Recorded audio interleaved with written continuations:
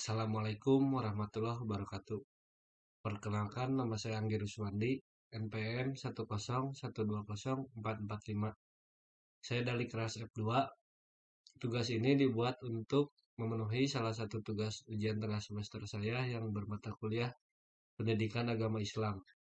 Yang pertama yaitu ada Tarifal Insan, yang artinya pengenalan manusia, yang berarti mengenal, sedangkan insan berarti manusia atau diri sendiri. Jadi, marifatul insan dapat diartikan mengenali diri sendiri.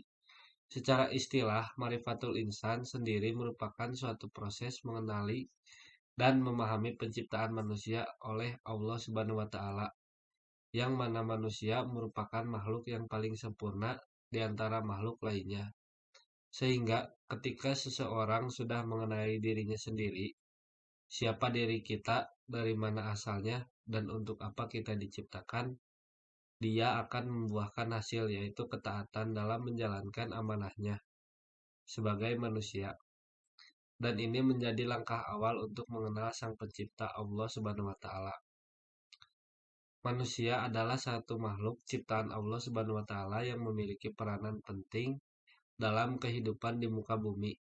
Dilihat dari asal penciptaannya, manusia tersusun dari unsur bumi dan unsur langit.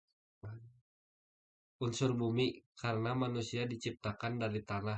Unsur langit karena setelah proses penciptaannya, fisiknya sempurna. Allah meniupkan ruh kepadanya. Yang kedua yaitu ada hakikatul insan, yang bisa disebut hakikat manusia. Manusia harus bisa memahami hakikat dari diri dan kehidupannya sebagai manusia. Hal ini penting agar manusia itu dapat bertindak adil terhadap diri maupun orang lain, dan juga makhluk-makhluk lainnya. Hakikat-hakikat manusia yang harus dipahami antara lain, yang pertama yaitu adalah sebagai makhluk, yang kedua sebagai yang dimuliakan, yang ketiga sebagai mukallaf, yang keempat hakikat manusia adalah bebas memilih, dan yang terakhir hakikat manusia adalah mendapat balasan. Manusia sebagai makhluk yang bebas memilih pastilah memiliki konsekuensi terhadap apa yang ia pilih. Orang beriman dan mematuhi semua perintah dan larangan Allah, maka Allah akan membalas dengan surganya.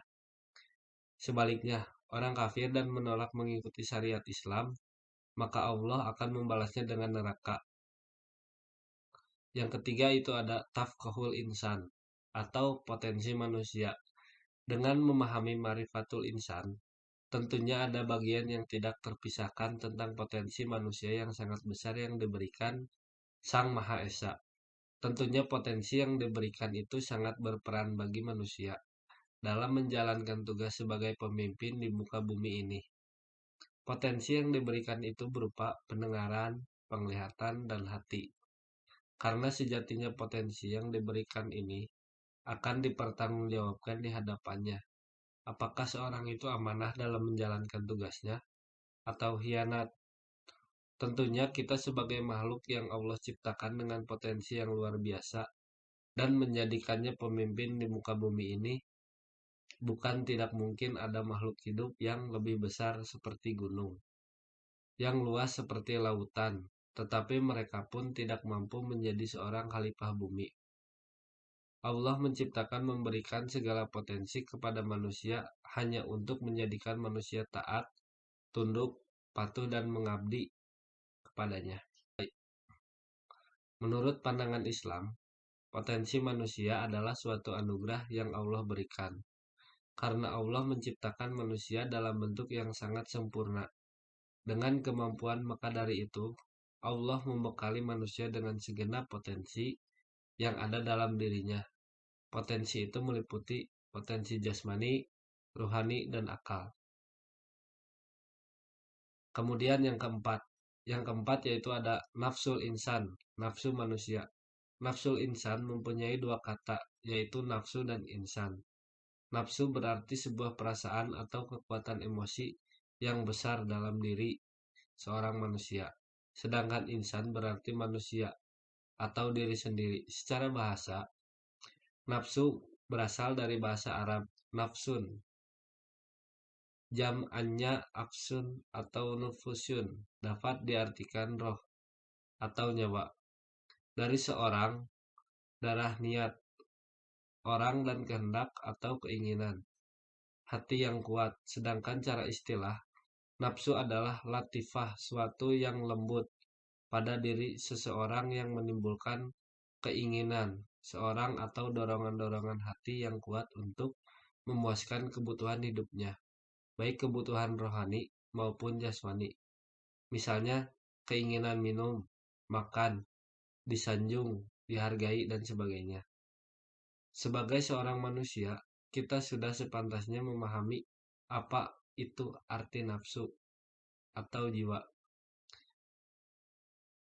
Di dalam diri kita itu terdapat nafsu yang mana nafsu tersebut tergolong ketiga nafsu, yaitu nafsu mutma, innah, nafsu lamawamah, dan nafsu amaroh. Yang kelima yaitu ada sifatul insan, sifat-sifat manusia. Manusia adalah makhluk yang terbentuk dari banyak sifat. Yang membentuknya secara umum, sifat manusia terbagi dalam dua kelompok besar, yaitu sifat kebaikan dan sifat keburukan.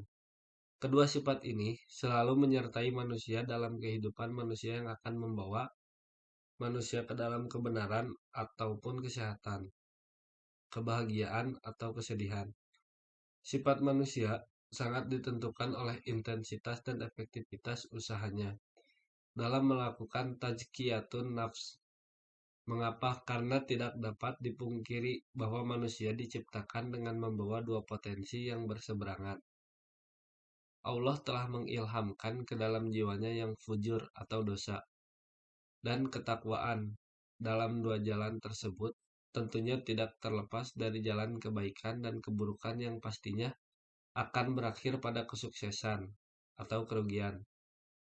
Semoga dari sifat-sifat yang timbul selalu berorientasi kepada penyucian jiwa. Oleh karena itu, manusia dituntut untuk bisa mensucikan jiwanya. Karena dengan kesucian jiwanya, manusia akan mencapai kepada kesuksesan dalam dunia dan akhirat. Mungkin itu saja yang dapat saya sampaikan. Mohon maaf bila banyak kesalahan. Billahi topik wal hidayah. Wassalamualaikum warahmatullahi wabarakatuh.